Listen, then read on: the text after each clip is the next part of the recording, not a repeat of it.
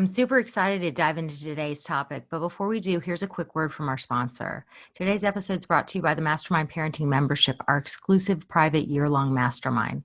In the mastermind, you're going to find a tribe of smart, determined, and sometimes even slightly rebellious parents who all happen to have something in common. We all have at least one strong-willed kid.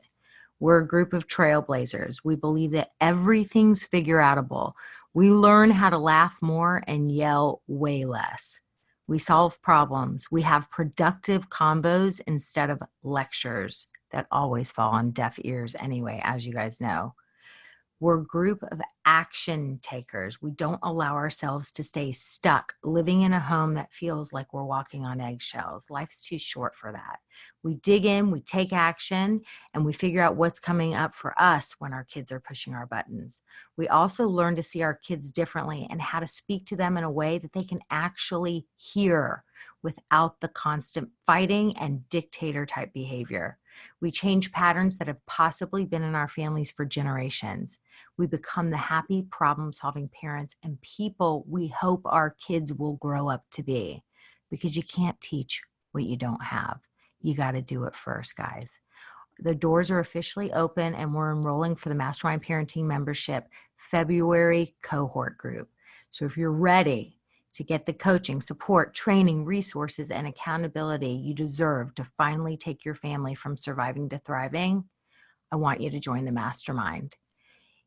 Go to mastermindparenting.com/February and apply for the mastermind. There's an option to book a free call with Lindsay, Lindsey, on my team if you want all the deets to determine whether the mastermind would be a good fit for you.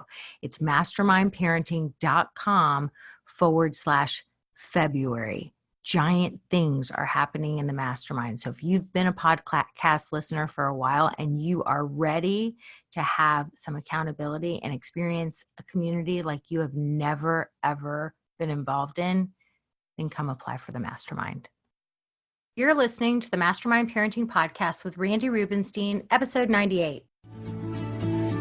My name is Randy Rubenstein, and welcome to the Mastermind Parenting Podcast, where we believe when your thoughts grow, the conversations in your home flow.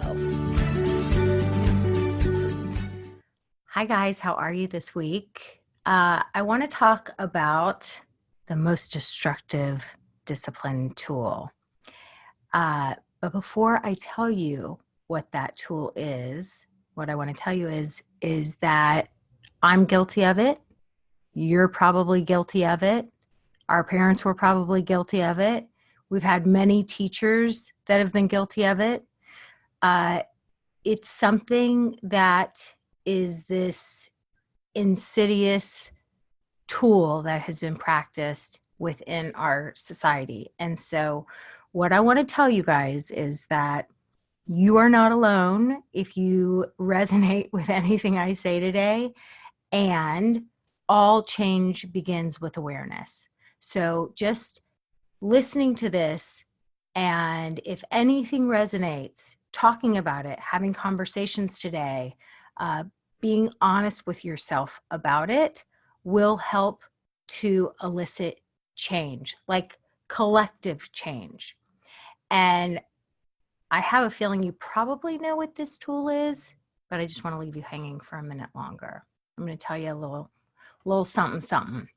So the other night, just like 2 nights ago, our youngest son was doing what he seems to do all the time these days. He's 13 and he has just started to want to be really social with his friends. He's always been kind of hunkering down close to home, spends a lot of time with his dad. They play a lot of things together. They go do fun things. My husband's kind of a man child, so they've always done lots of things together. He's always liked hanging out with me.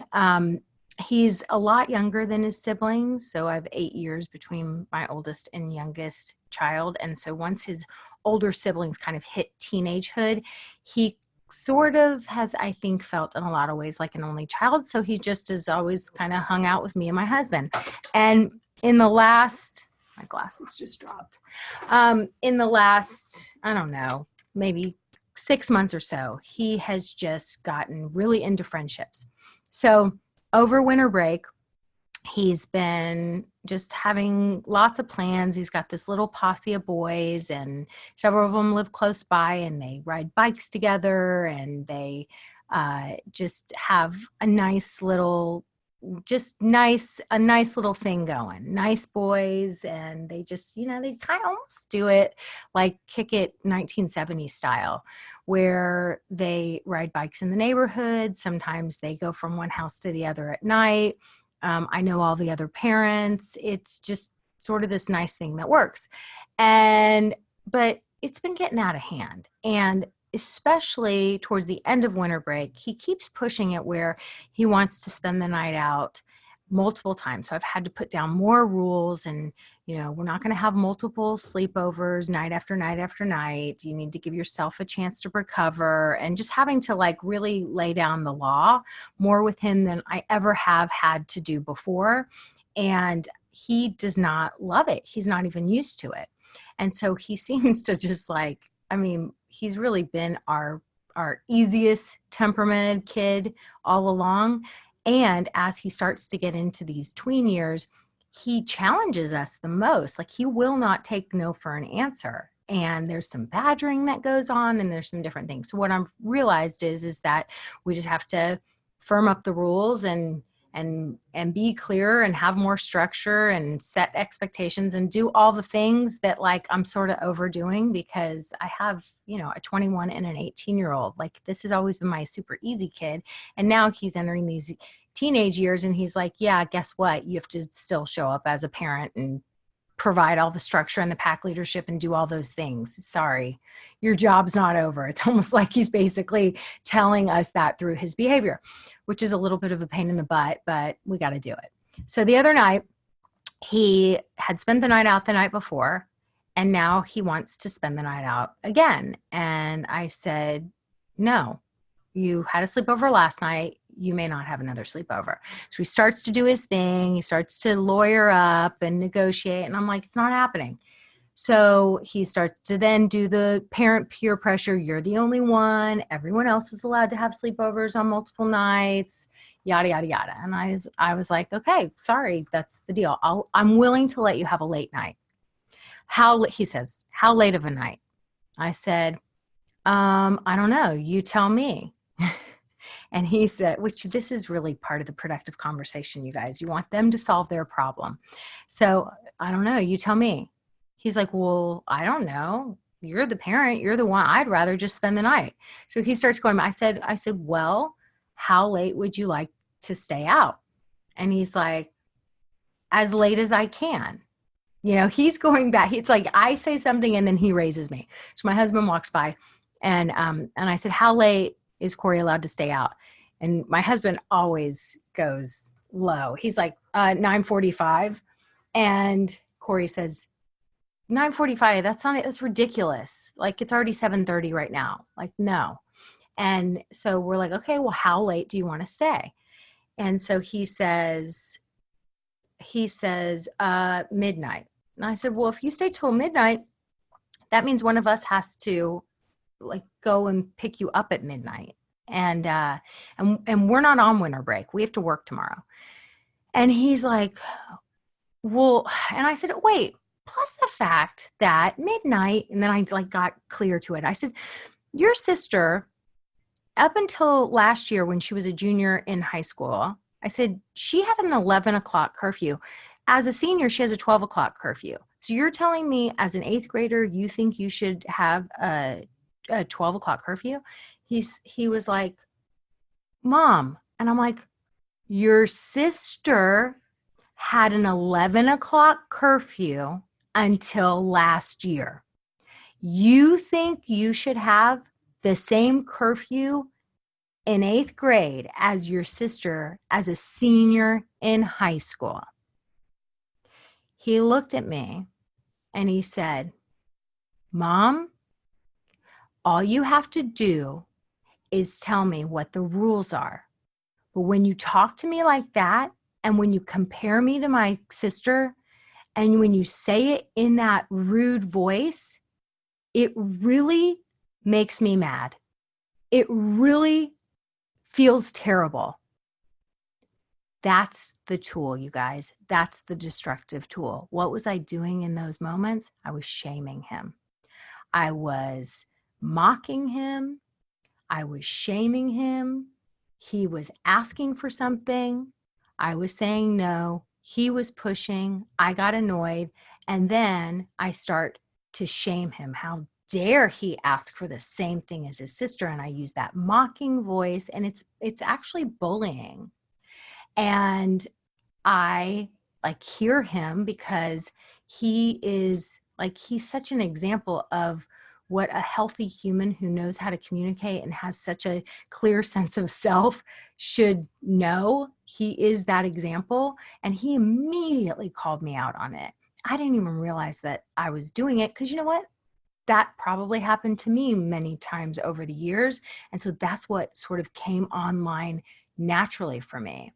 And I didn't even realize I was doing it. But since he, thank goodness, has mostly been raised without that shaming tool, he was quickly able to identify it, and he had the confidence to stand up for himself and to call me out on it. And he called me out. Frankly, I felt like he did it assertively, but he did it respectfully. And so I immediately said, I'm sorry. You're right. You are 100% right. All I needed to say was, you may not stay out until midnight. Your sister stays out till midnight, and she's 18 years old. And when you're older, you'll be able to as well. And your curfew is 11 o'clock. And we'll be picking you up at 11 o'clock. That's all I needed to say. I'm sorry for doing that. So I think that this shame piece and the fact that it came online so naturally for me kind of got me curious. And I read this article not too long ago by Elizabeth Gilbert, you know, the author of the book Eat, Pray, Love. And she wrote this whole long Facebook post all about something called tribal shaming. And I thought it was really fascinating. And basically she says that our tribe of origin, right? So it's our family, our community, the people that were raised by and shaped by and programmed by, that they are the ones who basically tell us who we are, right? In unspoken terms. Our tribe tells us what to believe and how to behave. And she says each tribe is governed by its own rules. These rules constitute the honor code that defines every tribe's essence. No matter what the tribe, these rules are always sacred and must be sacred, because without these rules, the collective will fall apart, and without the collective, individual people are doomed. And so she goes on to talk about how there's certain unspoken rules of a tribe. So it could be, she said, like maybe your tribe are religious fundamentalists and you realize that you didn't want to be a religious fundamentalist. Or maybe you come from a tribe of abusive alcoholics or people that are numbing out, and you're a person who doesn't want to, you grow up and you become a full-fledged adult and you're not a number and you're not a drinker and you deviate in that way. She said maybe you come from a tribe of people, like I know a woman who was telling me recently that she has a lot of shame because she comes from a family of academics and overachievers, and she is a yoga teacher, and that's not considered, an acclaimed career to have within her family, within her tribe of origin. So she had a lot of shame about that. And she felt like the members of her family would constantly say things, demeaning things. Or maybe you come from a family, a tribe of, working class people, and you're grown up and your life is one where you find yourself in a different kind of socioeconomic level. And so they're constantly saying things like, oh, she thinks she's too good for us. Oh, little miss, blah, blah, blah, such a snob. So it could go the other way, where they act like you're Miss Fancy Pants, right? And so all these little nuanced ways of sort of, putting you down is really the tribe's way of saying, you are not one of us. You are not seeming like you're one of us. You are breaking the rules of the tribe, and you're doing things differently. You're deviating from the tribe. And since we all as humans have a sense of belonging, that a need to belong, right? When we get these little nuanced bullying ways that tell us that we don't go with them, we don't belong, it feels terrible. It feels terrible. And so quite often what people will do is they'll subconsciously self-sabotage, right? So maybe it's the person who comes from the alcoholic family. They have never had a desire to drink, but then all of a sudden they go through a hard season in their life as a 40-year-old, and they are like, you know what, I feel terrible, like just give me something to take away the pain. And they find themselves starting to drink at 40, and really it's a subconscious sabotage because they're going through a hard time and it feels all alone, and they want to belong with the group. It's really kind of interesting how, like, I've known people who started smoking as, full-fledged adults. Like, I'm like, really? Like, if you start smoking as a full-fledged adult, like, like, it's one thing if you get into the habit when you're like a teenager without a fully developed brain and you're trying to like fit in and be cool with the other teenagers. But like to start smoking as a fully fledged adult seems kind of crazy. And I think it's a lot of this tribal stuff that goes on. And so I think this tribal mentality is interesting. And I think the tribal shaming is very nuanced and hard to identify. But one thing that she said was, she said, when you deviate from the tribe, you'll be punished. And sometimes there's like, they'll excommunicate you when you, they'll shun you and they'll disown you.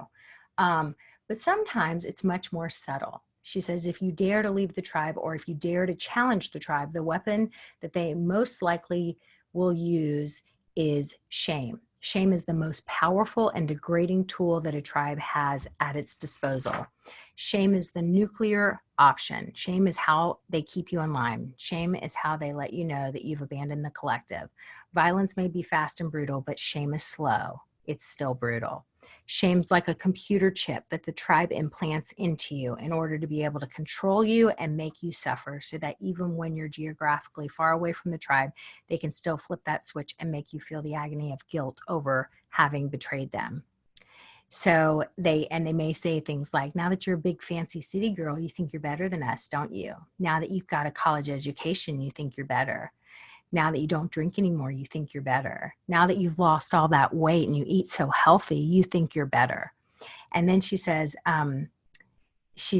that they'll remind you, she says that they'll mock you and then they'll brush it off saying, hey, don't get so upset. We're just joking. It's all in fun. But it isn't all in fun. Like, that's what I was doing with Corey. Your sister, I was mocking, I was joking. And I was subconsciously doing this to him, didn't even realize it. And he called me out on it, which I think is pretty awesome. But this is how it goes down. So like, the shamers don't even, like, I didn't even realize I was shaming him. The shamers are doing it without even realizing it. She says, it isn't all in fun. It's dead serious, and it's potentially deadly because shame makes people sick. Shame can literally take years off your life. At best, it just makes you terribly, lingeringly sad.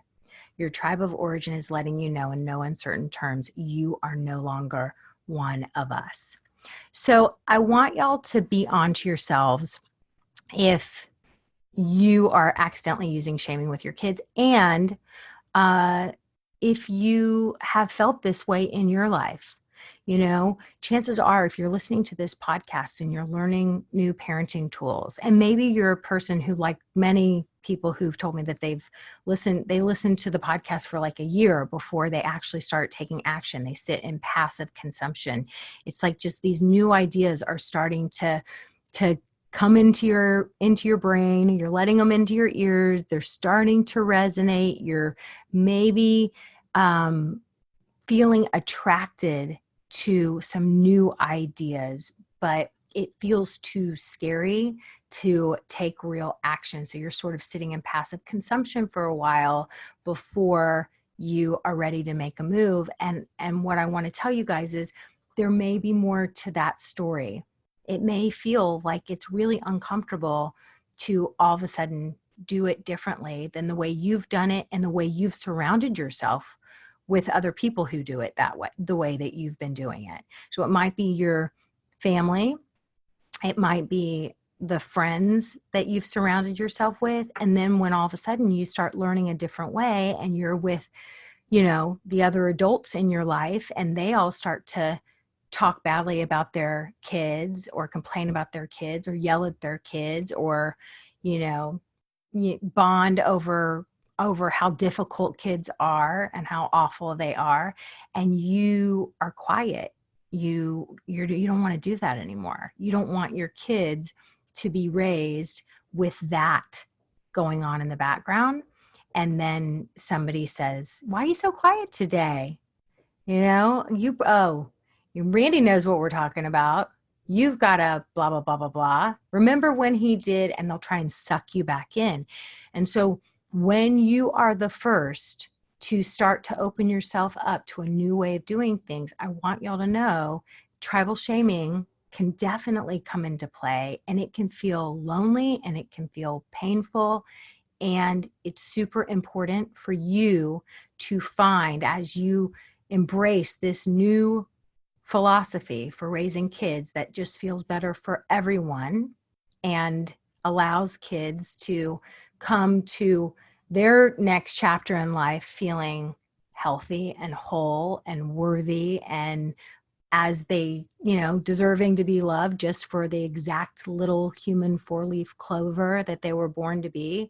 As you start to embark upon that, I want y'all to know it's really important to surround yourself with a tribe of people who get you. It doesn't mean you have to separate yourself in the sense that you can't be a part of your family of origin or the friends that you've had for many years. It doesn't mean that you have to ditch them and get a new tribe at all.